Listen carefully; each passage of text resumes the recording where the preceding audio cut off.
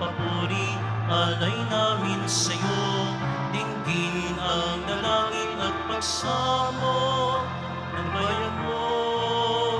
Viva poong Jesus Nazareno.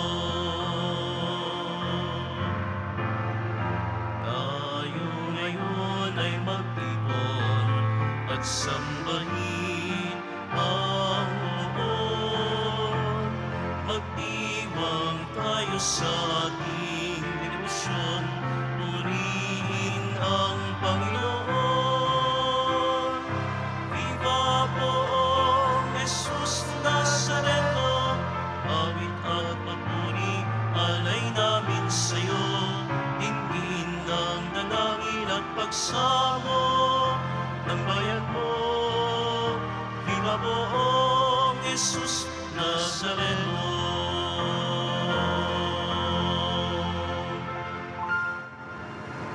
Simulan natin ang ating pagdiriwang sa ngalan ng Ama at ng Anak at ng Espiritu Santo. Amen. Ang pagpapala ng ating Panginoong Hesukristo, ang pag-ibig ng Diyos Ama at ang pakikipagkaisa ng Espiritu Santo naway sumainyong lahat.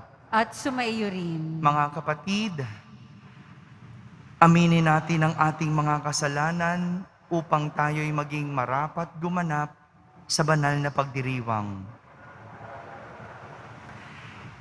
Inaamin ko sa makapangyarihang Diyos At sa inyo mga kapatid, nalubha akong nagkasala sa isip, sa salita at sa gawa at sa aking pagkukulang.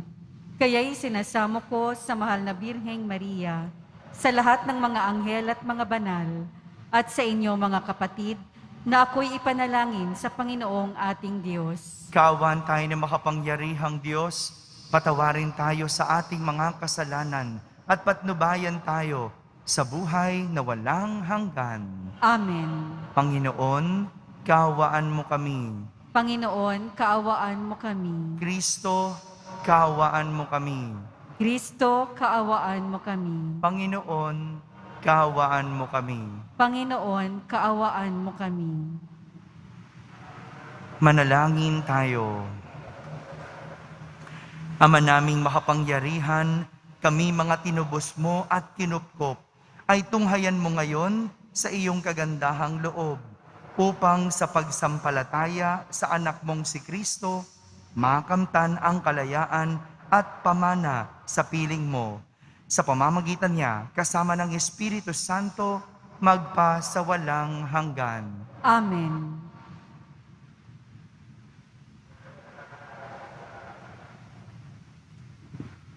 Ang simula ng unang sulat ni Apostol San Pablo kay Timoteo. Mula kay Pablo, Apostol ni Kristo Jesus, ayon sa kalooban ng Diyos na ating tagapagligtas, at ni Kristo Jesus na ating pag-asa.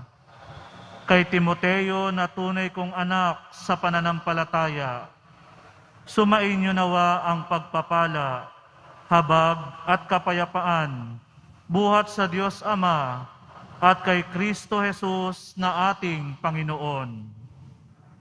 Nagpapasalamat ako kay Kristo Jesus na ating Panginoon, na nagbibigay sa akin ng lakas para sa gawaing ito, sapagkat ako'y minarapat niya at hinirang na maging lingkod. Hinirang niya ako upang maglingkod sa Kanya, bagamat noong unay nagsalita ako laban sa Kanya. Bukod dito'y inusig ko siya at nilait. Sa kabila nito'y kinahabagan ako ng Diyos, sapagkat hindi ko nalalaman ang aking ginagawa noong hindi pa ako naniniwala sa Kanya. Iginawad sa akin ng Panginoon ang Kanyang masaganang pagpapala. Kalakip ang pananampalataya at pag-ibig na nasa atin dahil sa pakikipag-isa kay Kristo Jesus. Ang salita ng Diyos.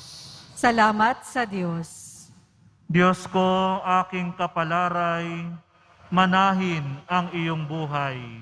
Diyos ko, aking kapalaray, manahin ang iyong buhay. O Diyos, ako'y ingatan mo. Ingatan ang iyong lingkod. Ang hangad ko ay maligtas, kaya sa'yo dumudulog. Ika'y aking Panginoon, ang wika ko sa aking Diyos. Kabutihang tinanggap ko, at ikaw ang nagkaloob. Ikaw lamang, O Poon ko, ang lahat sa aking buhay. Ako'y iyong tinutugon sa lahat kong kailangan. Diyos ko, aking kapalaray, manahin ang iyong buhay. Pinupuri ko ang Poon na sa akin ay patnubay. Kahit gabit diwa niya, ang sa aki umaakay. Nababatid ko na siya'y kasama ko oras-oras. Sa piling niya kailanmay, hindi ako matitinag. Diyos ko, aking kapalaray, manahin ang iyong buhay. Ituturo mo ang landas na buhay ang hahantungan. Sa piling mo'y madarama ang lubos na kagalakan. Ang tulong mo'y nagdudulot ng ligayang walang hanggan. Diyos ko, aking kapalaray, manahin ang iyong buhay.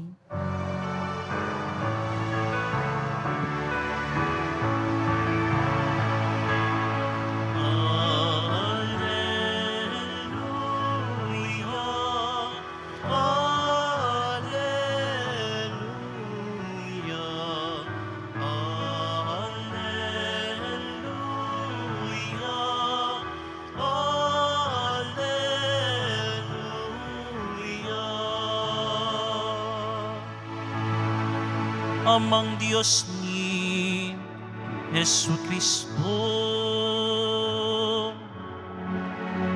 ang salita mo'y totoo. Kami ay papanalin mo.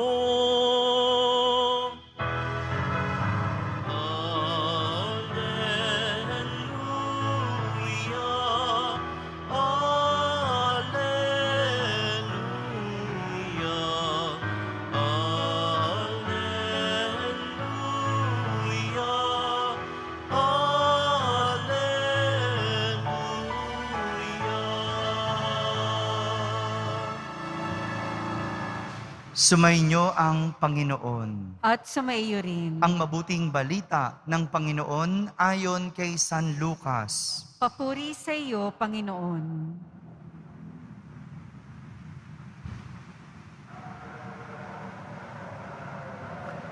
Noong panahong iyon, tinanong ni Jesus ang kanyang mga alagad ng patalinhaga, "Maaari bang maging taga-akay ng bulag ang isa ring bulag? Kapwa sila mahuhulog sa hukay kapag ginawa ang gayon. Walang alagad na hihigit sa kanyang guro, ngunit kapag lubusang naturuan, siya'y magiging katulad ng kanyang guro. Ang tinitignan mo'y ang puwing ng iyong kapatid, ngunit hindi mo pinapansin ang tahilan sa iyong mga mata. Paano mo masasabi sa iyong kapatid, 'Kapatid, bayaan mong alisin ko ang iyong puwing,' gayong hindi mo nakikita ang tahilang nasa iyong mata? Mapagpaimbabaw, alisin mo muna ang tahilan sa iyong mata at makakakita kang mabuti. Sa gayoy, maaalis mo ang puwing ng iyong kapatid." Mga kapatid, ang mabuting balita ng Panginoon. Pinupuri ka namin, Panginoong Hesukristo. Isang magandang araw po sa inyong lahat. Mapagpalang araw ng Poong Jesus Nazareno sa inyong lahat. Minsan lang magtanong si Jesus, pero sigurado Itong tanong na ito ay hindi lang mapag-iisip ang tao, kundi higit sa lahat, gigisingin nito ang tao. Ang tanong ni Jesus, hindi lang sagot ang kanyang kailangan, kundi paggising sa tao. Hindi lang sagot, paggising sa tao. Tinanong kasi ni Jesus ang kanyang mga alagad ng patalinhaga. Ang sabi niya, maaari bang maging taga-akay ng bulag ang isa pang bulag? Kung sagot ang gusto ni Jesus, hindi ang sagot. Hindi maaaring maging taga-akay ng bulag ang isang bulag.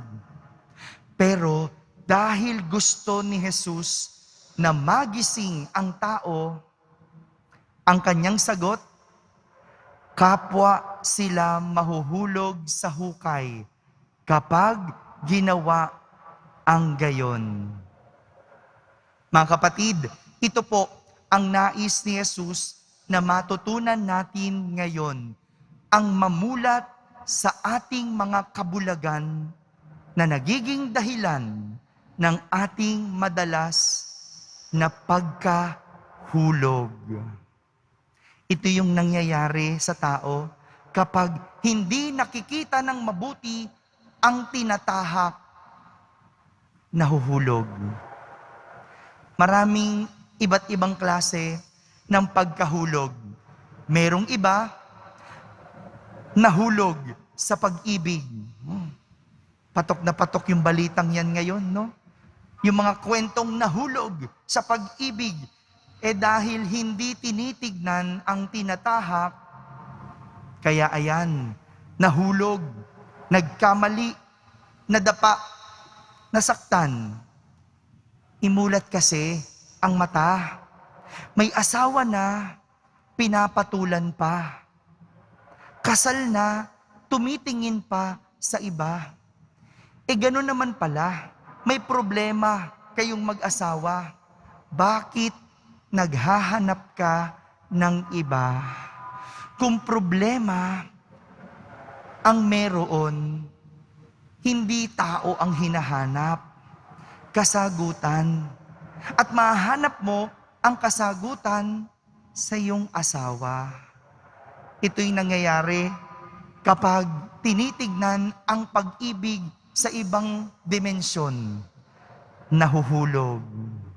Meron naman nahulog sa pera. Wala pong masama sa pera. Kailangan natin ang pera. Pero kung hindi ito tinitignan ng maayos at tama, dito nahuhulog ang tao. Nagiging ganid at nagiging madamot. May iba, nahulog sa bisyo. Walang masama sa baraha. Wala rin namang masama sa manok. Walang masama sa kabayo. Pero kapag iba ang tingin dito, ito'y nagiging bisyo. Kapag sugal ang nasa isip, kahit anong bagay, pwedeng maging masama. May iba, nahuhulog sa kapangyarihan. Iba kung tingnan ng kapangyarihan. Sabi niya, mahal niya ang bansa, kaya gusto ng kapangyarihan, kaya gusto ng posisyon. Pero hindi naman lahat ng nagmahal sa bansa, tumakbo. Kaya hindi kailangang tumakbo para lang maipakita ang pagmamahal sa bansa. Kung minsan kasi, tinitingnan ang kapangyarihan bilang kabuhayan. At dyan nasisira ang kapangyarihan kapag ginagawa itong kabuhayan. Kahit ang ating pananampalataya, kahit ang debosyon sa Poong Nazareno, pwedeng maging masama kapag tinitignan ito ng hindi tama. May iba, pinagsasama ang debosyon at ang ambisyon na magkaroon ng posisyon. Marami yan. Marami sa ating mga deboto, pinapakita ang debosyon, pero ang totoo, gusto magkaroon ng posisyon. Mag-ingat, sapagkat kapag tinitignan ng mali ang isang bagay, pwede itong maging masama at pwede kang madapa. Kaya nga, ang paalala ni Jesus, alisin ang mga tahilan sa ating mga mata. Dahil ito ang balakid para tayo ay hindi makakita ng malinaw. Buksan ang ating mga paningin para hindi mahulog o madapa. Tumingin kay Jesus. Dahil siya ang magbibigay ng liwanag sa ating mga mata. Amen.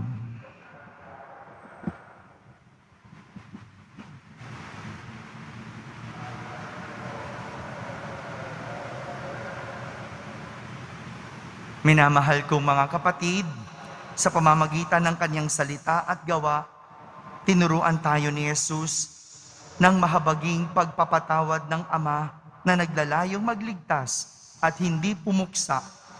Nasundan nawa natin ang kanyang halimbawa habang nananalangin tayo sa Ama. Ating sambitin sa bawat panalangin, aming Ama, matulad nawa kami sa iyo. Aming Ama, matulad nawa kami sa iyo.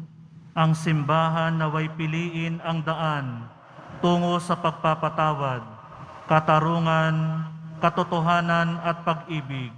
Manalangin tayo. Aming Ama, matulad nawa kami sa iyo. Ang tapat at maliliit na mamamayan, naway hindi mailigaw na mga ditunay at mga ambisyosong pinuno. Manalangin tayo. Aming Ama, matulad nawa kami sa iyo. Atin nawang mapigilan at mahinto ang paghusga sa ating kapwa dahil sa kanilang kahinaan at pagkukulang. Manalangin tayo. Aming Ama, matulad nawa kami sa iyo. Ang mga may sakit, naway makadama ng mapagpatawad na pag-ibig at pagpapagaling ng ating Panginoon. Manalangin tayo. Aming Ama, matulad nawa kami sa iyo. Ang mga pumanaw, naway tumanggap ng habag sa harap ng luklukang hukuman ng Diyos. Manalangin tayo. Aming Ama, matulad nawa kami sa iyo. Sa katahimikan, ating ilapit sa Diyos ang ating mga pansariling kahilingan.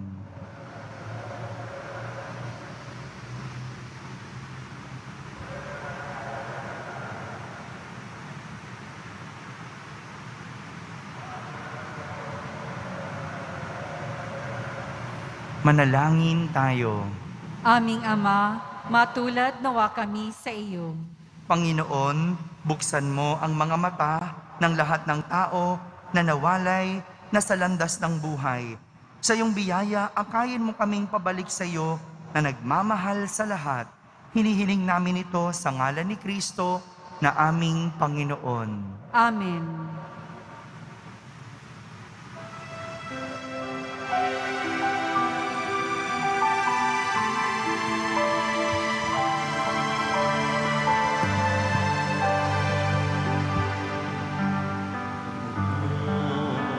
Jesus Nazareno, narito kami sa harap mo.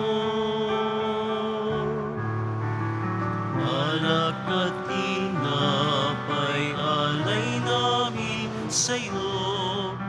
Mula sa tangkay ng ubas at natil na trigo, upang maging dugo't katawan mo. Jesus Nazareno, alak at tinapay, sa lahat ay nagbibigay buhay. Biyayang kaloob ay aming inaalay,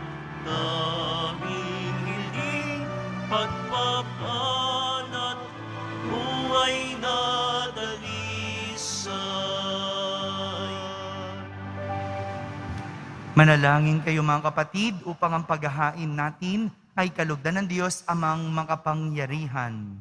Tanggapin nawa ng Panginoon itong paghahain sa iyong mga kamay, sa kapurihan niya at karangalan, sa ating kapakinabangan at sa buong sambayanan niyang banal. Ama naming lumikha, ikaw ang gumagawa ng wagas na katapatan at kapayapaan.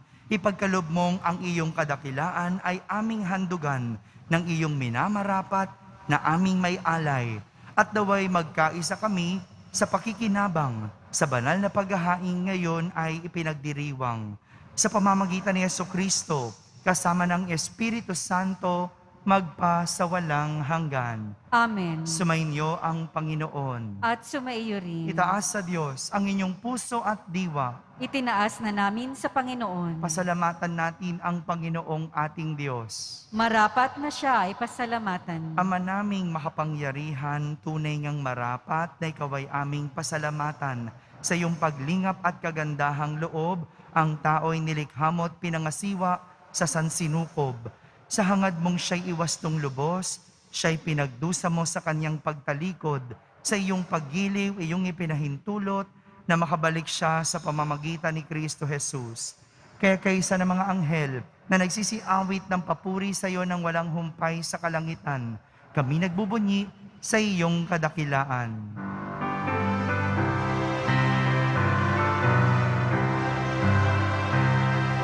Banhal ka, buong may kapal, banhal ang iyong pangalan, banhal ang iyong kaharian, langit lupa'y nagpupugay sa iyong kadakilaan, dinarakilan ng lahat ang naparito mong anak na siyang nagmulat sa bulag, sa pilay ay nagpalakad at nakiramay sa lahat.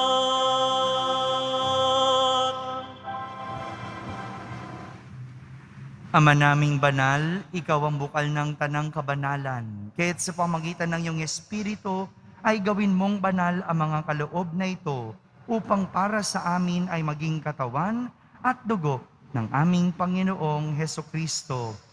Bago niya pinagtiis ang kusang loob na maging handog, hinawa kanyang tinapay, pinasalamatan kanya, pinaghati-hati niya iyon, iniyabot sa kanyang mga lagad at sinabi, "Tanggapin ninyong lahat ito at kanin. Ito ang aking katawan na inihahandog para sa inyo."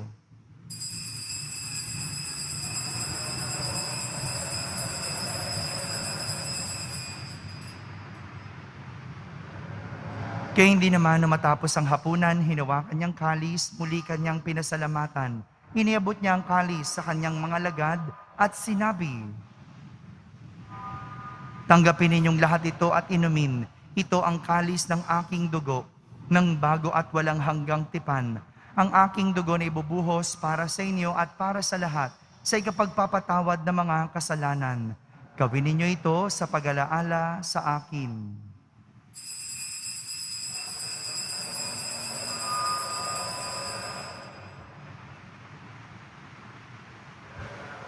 Ipagbunyi natin ang misteryo ng pananampalataya. Si Kristo'y namatay, si Kristo'y nabuhay, si Kristo'y babalik sa wakas ng panahon. Ama, ginagawa namin ngayon ang pag-alaala sa pagkamatay at muling pagkabuhay ng iyong anak. Kaya't inaalay namin sa iyo ang tinapay na nagbibigay buhay at ang kalis na nagkakaloob ng kaligtasan. Kami nagpapasalamat dahil kami iyong minarapat na tumayo sa harap mo para maglingkod sa iyo. Isinasamo namin kaming magsasalo-salo sa katawan at dugo ni Kristo ay mabuklod sa pagkakaisa sa pamamagitan ng Espiritu Santo. Ama, lingapin mo ang iyong simbahang laganap sa buong daigdig. Puspusin mo kami sa pag-ibig kaysa ni Francisco na aming Papa, ni Jose na aming Obispo at ng Tanang Kaparian. Alalahanin mo rin ang mga kapatid naming nahimlay na may pag-asang sila'y muling mabubuhay. Gayon din ang lahat ng mga pumanaw. Kaawan mo sila at patuloyin sa iyong kaliwanagan.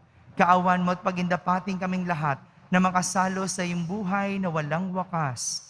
Kaisa na mahal na Birheng Maria na Ina ng Diyos, ng kabiyak ng puso niyang si San Jose, kaisa ng mga apostol ni San Juan Bautista at ng lahat ng mga banal na namuhay dito sa daigdig ng kalugod-lugod sa iyo. May pagdiwang nawa natin ang pagpupuri sa kararangal mo sa pamamagitan ng iyong anak na aming Panginoong Heso Kristo. Sa pamamagitan ni Kristo, kasama niya at sa Kanya, ang lahat ng parangal at papuri ay sa iyo, Diyos amang makapangyarihan, kasama ng Espiritu Santo, magpa sa walang hanggan.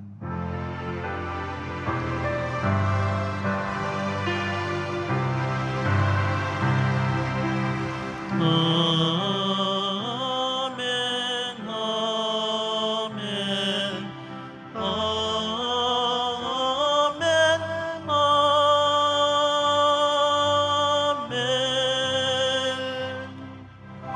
Sa tagubilin ng mga nakahagaling na utos at turo ni Jesus na Panginoon natin at Diyos, ipahayag natin ng lakas loob. Ama namin, sumasalangit ka.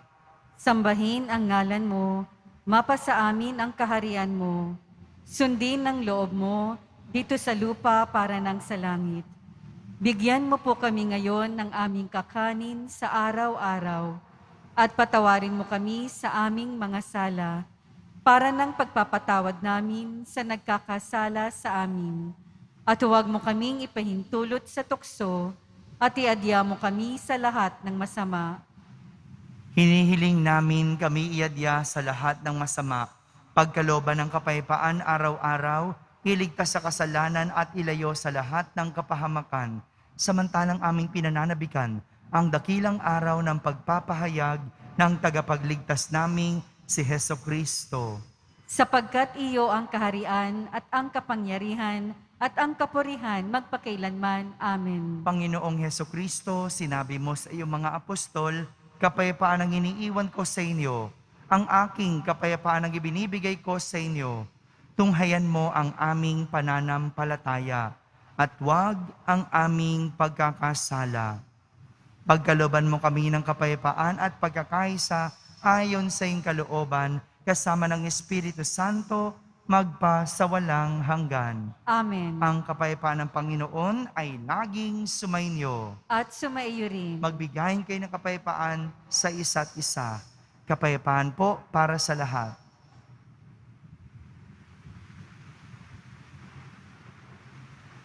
Kordero ng Diyos na nag-aalis ng mga kasalanan ng sanlibutan, maawa ka sa amin. Kordero ng Diyos na nag-aalis ng mga kasalanan ng sanlibutan, maawa ka sa amin. Kordero ng Diyos na nag-aalis ng mga kasalanan ng sanlibutan, ipagkaloob mo sa amin ang kapayapaan.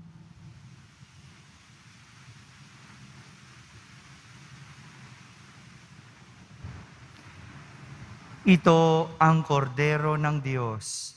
Itong nag-aalis ng mga kasalanan ng sanlibutan. Mapalad ang mga inaaniyahan sa kaniyang piging. Panginoon, hindi ako karapat-dapat na magpatuloy sa iyo, ngunit sa isang salita mo lamang ay gagaling na ako.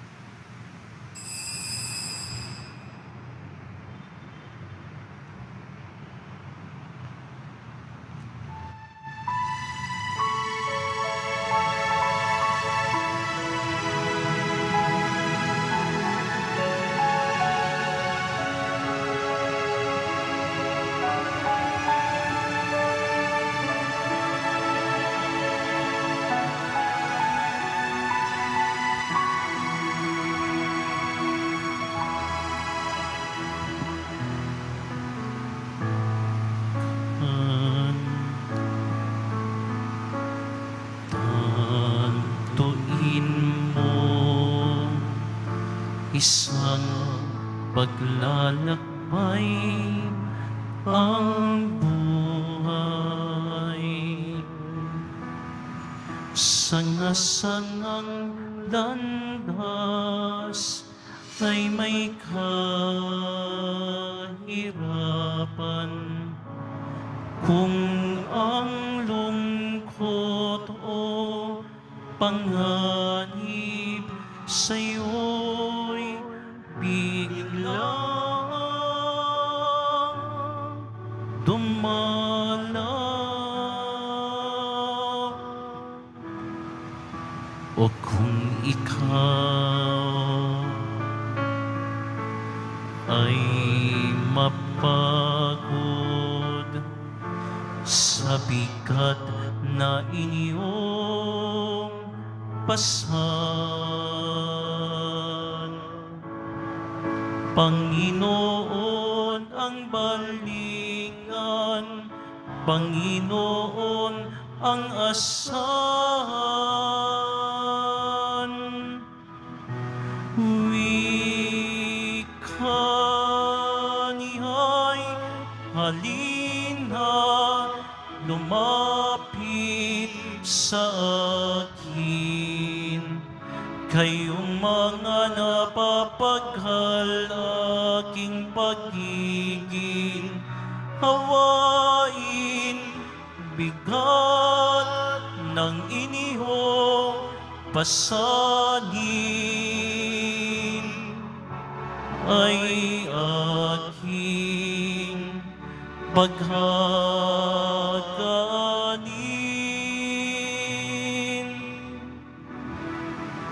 Halina, kaibigan, lumapit sa akin.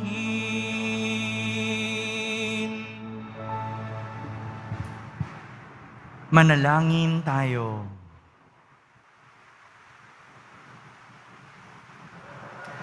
Ama naming mapagmahal, kami pinapagsalo mo sa iyong salita at piging na banal ay iyong pinalalakas at iyong binubuhay. Pagindapatin mong kami makapakinabang sa buhay ng iyong anak na para sa amin sarili niya ang alay. Bilang tagapamagitan kasama ng Espiritu Santo magpa sa walang hanggan. Amen. Panalangin kay San Roque. Ating ipagdasal ang lahat ng mga may sakit at nahihirapan ngayong pandemic. Pagdasal po natin ang buong mundo, ang ating bansa, at higit sa lahat ang ating pamahalaan. O pinagpalang San Roque, pintakasi ng mga may karamdaman, lingapin mo po ang aming mga kapatid na nasa banig ng karamdaman. Ang iyong pamamagitan ay sadyang makapangyarihan, na nung ikay narito pa sa daigdig, marami ang gumaling dahil sa pag-antanda mo sa kanila ng kamahal-mahalang krus. Ngayong ikay niluluwalhati na dyan sa langit, nananalig kaming ang iyong pamamagitan ay lubhang magaling. Ialay mo po sa Panginoong Diyos yaring aming mga hinaing, at sa tulong po ninyo ay makamit ang kagalingan ng aming kaluluwa at katawan. Pakundangan sa mga hirap at sakit ng Panginoong Hesukristo, at iyo pong mga panalangin. Amen. Senyor San Roque, panalangin mo po kami upang kami maiyadya sa salot ng COVID-19 at sa mga karamdaman ng katawan at kaluluwa. Senyor San Roque, panalangin mo po kami upang kami maiyadya sa salot ng COVID-19 at sa mga karamdaman ng katawan at kaluluwa. Senyor San Roque, ipanalangin mo po kami upang kami maiyadya sa salot ng COVID-19 at sa mga karamdaman ng katawan at kaluluwa. Sumainyo ang Panginoon. At sumaiyo rin. Pagbabasbas ng Pong Jesus Nazareno. Mahal na Pong Jesus Nazareno, inihayag mo sa pamamagitan ng krus ang walang maliw na pag-ibig ng Diyos sa sangkatauhan. Pakinggan mong kahilingan ng iyong angkan na nagsusumamo sa iyo.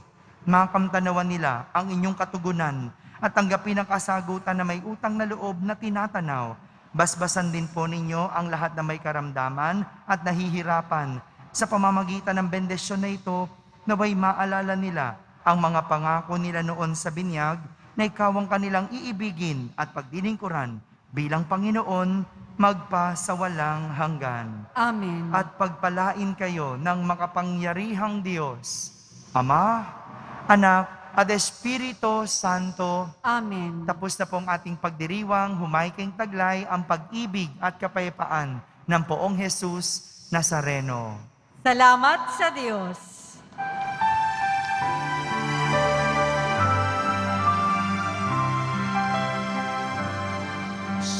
Padre Jesus Nazareno, sinasamba ka namin. Pinipinto ka namin. Aral mo ang aming buhay at kaligtasan. Sa Padre Jesus Nazareno, iligtas mo kami sa kasalanan. Ang krus mong kinamatayan ay sagisag ng